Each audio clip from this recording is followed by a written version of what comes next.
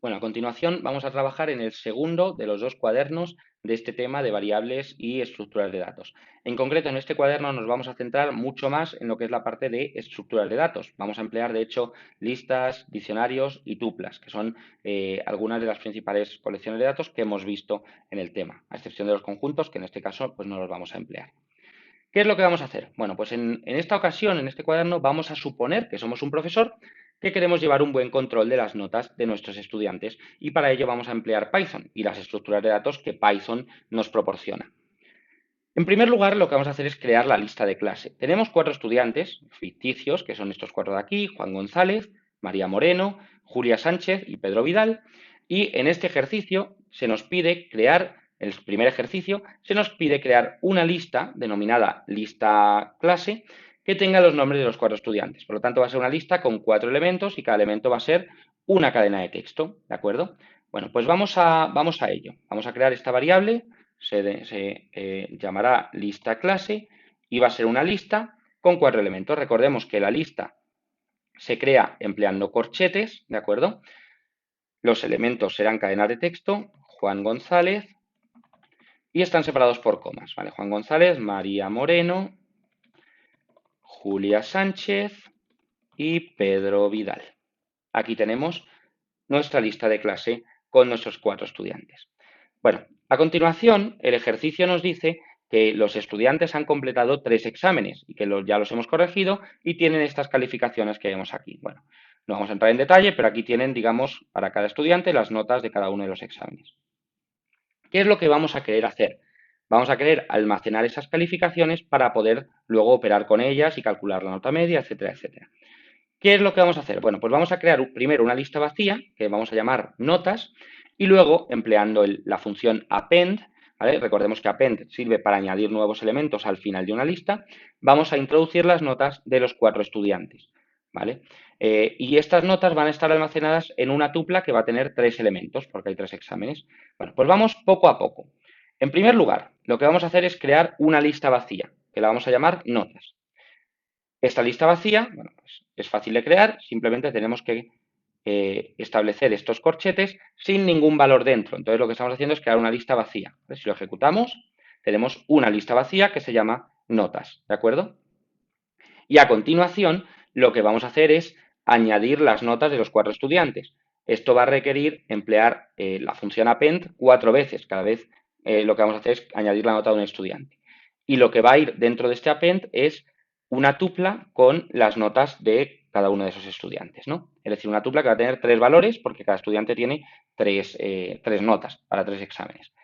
Bueno, pues vamos a, digamos, empezar con el primero, ¿vale? Lo que vamos a hacer es notas.append y dentro lo que vamos a insertar, como se nos dice, es una tupla. Recordemos que las tuplas se crean entre paréntesis con los 3 valores de las 3 notas del estudiante. Si subimos arriba, tenemos que el primer estudiante tiene un 7,5, un 6,2 y un 8,1. Entonces vendremos aquí y tendrá 7,5, un 6,2 y un 8,1. Bueno, esto lo vamos a hacer 4 veces. Voy a dejarlo preparado y ahora añadimos los números. Perdón.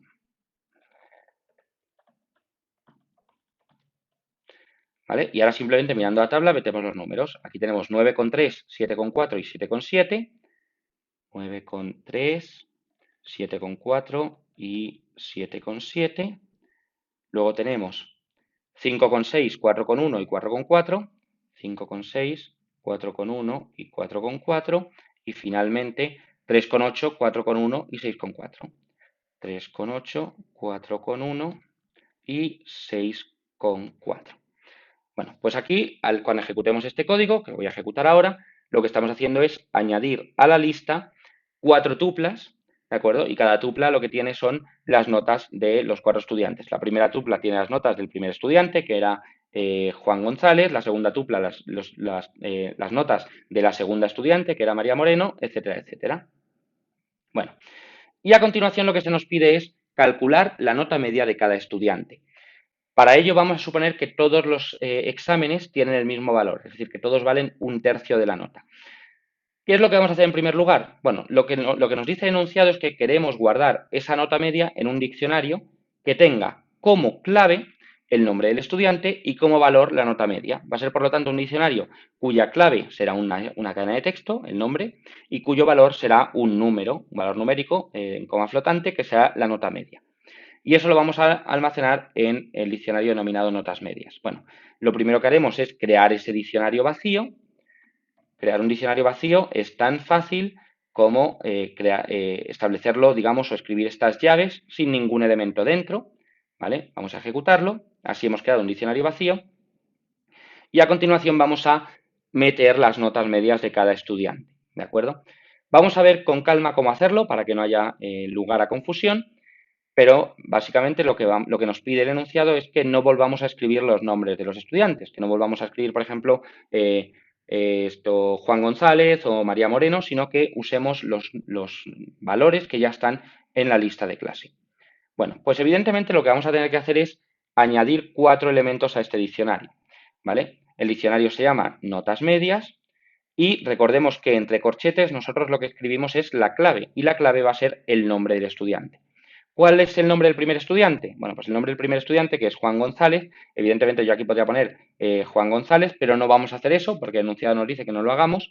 Y lo que vamos a hacer es coger el nombre de la lista de clase.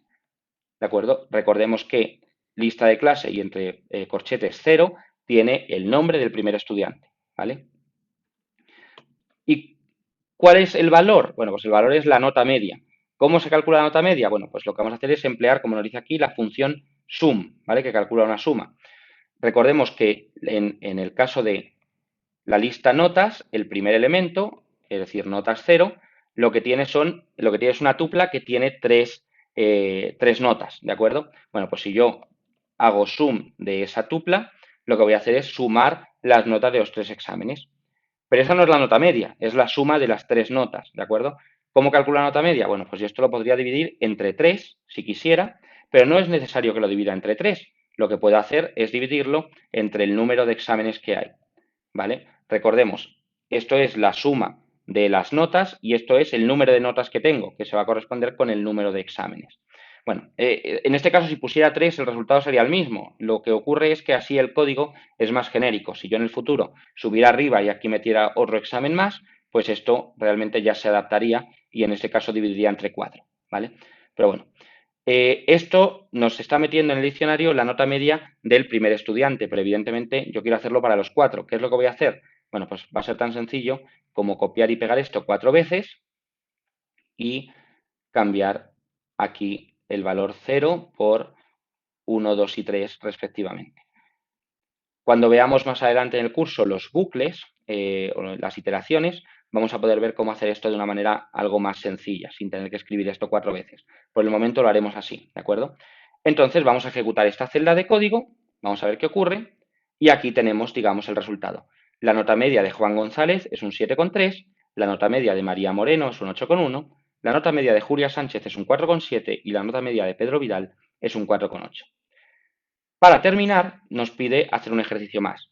Nos pide saber si nuestros estudiantes han aprobado o no. Y vamos a considerar que un estudiante aprueba si su nota media es superior o igual a un 5, es decir, si tiene al menos un 5, ¿no? Para ello vamos a crear un diccionario denominado aprobados, cuya clave será el nombre del estudiante y cuyo valor será un booleano, que será true si el estudiante ha aprobado y false si no ha aprobado. Entonces, bueno, evidentemente aquí tenemos ya los valores, podemos ver muy fácilmente que Juan González y María Moreno han aprobado y que Julia Sánchez y Pedro Vidal han suspendido, pero no vamos a simplemente guiarnos por eso, sino que vamos a hacerlo para comprobar, digamos, que lo sabemos hacer en Python, ¿no? Entonces, únicamente debemos emplear, como nos dice aquí, la lista de clase y las notas medias. Bueno, pues vamos a ello. No debería ser particularmente complicado hacer esto. Lo primero que vamos a hacer es crear un diccionario vacío, que se tiene que llamar aprobados. ¿De acuerdo? Aquí así creamos un diccionario vacío y a continuación lo que hacemos es emplear, como hemos dicho, la lista de clase que tiene los nombres, ¿vale? Es decir, en este caso, aprobados. Sabemos que la clave que queremos utilizar es el nombre del estudiante, por lo tanto, eso está en la lista de clase, perdón, eso sería un 0. Esto, recordemos, para el primer estudiante, esto vale Juan González, y luego el valor, fijaos, lo tenemos aquí, Juan González, y luego el valor tiene que ser si el estudiante ha aprobado o no ha aprobado, ¿vale? ¿Cómo sabemos eso? Bueno, pues lo que tenemos que saber es qué nota tiene el estudiante Juan González. Esto lo tenemos en el diccionario notas medias, ¿vale? Y la clave sería de nuevo el nombre del estudiante, que es lista clase 0, ¿de acuerdo? Es decir, aquí tenemos el diccionario de notas medias que habíamos visto anteriormente y la clave es el nombre del estudiante, es decir, coincide con la clave que tenemos aquí. Ahora bien, ¿cómo comprobamos que esto sea mayor o igual que 5? Bueno, pues con un operador relacional. Si aquí ponemos mayor o igual que 5, lo que estamos comprobando es si en este caso el primer estudiante ha sacado una nota que es al menos un 5, ¿de acuerdo? Esto valdrá true si la nota del estudiante es mayor o igual que 5 y será false en caso contrario. Podemos copiar esto las 4 veces. De nuevo tendremos que cambiar estos números para cambiar el nombre, digamos, y las notas del estudiante, ¿vale? Y ahora sí, tenemos el código que nos permite saber cuántos estudiantes han aprobado, ¿de acuerdo? Si lo ejecutamos, vamos a ver que nos dice que en total han aprobado 2 estudiantes, ¿vale? Bueno, hay una cuestión que ya le he mencionado antes, que es que si vemos este código, vemos que hay mucho código repetido. Es decir, aquí tenemos 4 veces lo mismo, aquí tenemos 4 veces lo mismo. Esto es algo que luego podremos facilitar cuando veamos los bucles. Vamos a poder, digamos, evitar estas redundancias. Eso lo vamos a ver en el tema 4, pero por el momento, digamos, con esto tenemos suficiente para empezar a emplear algunas de las estructuras de datos más comunes del lenguaje Python. Bueno, en este tema hemos estado viendo lo que son las variables en Python y lo que son las principales estructuras o colecciones de datos, principalmente las listas y los diccionarios, aunque también nos hemos adentrado un poco en las tuplas y los conjuntos. Por último, hemos visto cómo comentar código en Python. Comentar código no es más que precederlo de este símbolo del hashtag o de la almohadilla, con el fin de, bueno, pues incluir algún texto que el intérprete de Python va a ignorar, pero que la persona que esté leyendo nuestro código va a poder leer y va a poder interpretar. Las variables son uno de los principales componentes de un lenguaje de programación. De hecho, todos los lenguajes de programación soportan el uso de variables. Y no es más que una forma de dotar a un valor de un nombre para poder emplearlo en el futuro con más comodidad. Así, cuando hemos hecho el ejercicio del interés compuesto, no hemos tenido que aplicar la fórmula directamente usando el capital inicial de 10.000 euros y el tipo de interés del 15%, del 1,5%, sino que estos valores los hemos asignado a variables y luego la fórmula la hemos rellenado empleando estas variables. Al hacer esto, si nosotros queremos, por ejemplo, cambiar alguno de los valores con los que hemos estado trabajando, basta con cambiar el valor de la variable al inicio del todo y luego volver a ejecutar el cuaderno. Así tenemos los valores actualizados con un coste mínimo. Con respecto a las estructuras de datos, bueno, pues hemos visto que principalmente las listas nos permiten almacenar valores uno tras otro, es decir, valores, digamos, en una secuencia, mientras que los diccionarios nos permiten almacenar valores que no están ordenados, pero que están asociados a una clave. ¿De acuerdo? Y es relativamente fácil acceder a un valor dada su clave. Bueno, en este caso hemos estado jugando un poco con las notas de los estudiantes, empleando para ello diccionarios y empleando listas. No obstante, es útil saber que todo esto de las listas y los diccionarios va a cobrar más sentido y va a tener mucho más interés cuando en el tema 4 veamos los bucles, ya que los bucles son mecanismos que nos permiten fácilmente trabajar con colecciones de datos.